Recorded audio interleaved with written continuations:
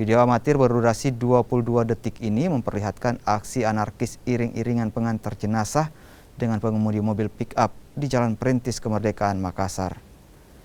Sejumlah orang terlihat mengerebuti mobil tersebut, sementara pengemudi berusaha kabur dari kejaran dari sejumlah orang.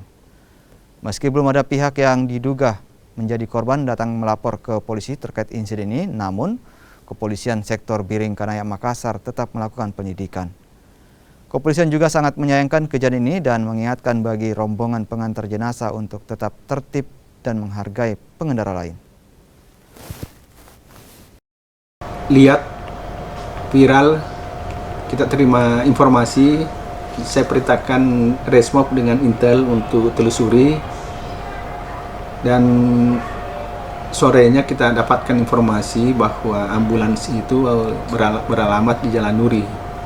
Jadi anggota kita sudah sampai di sana, telusuri, sudah ketemu itu ambulansnya.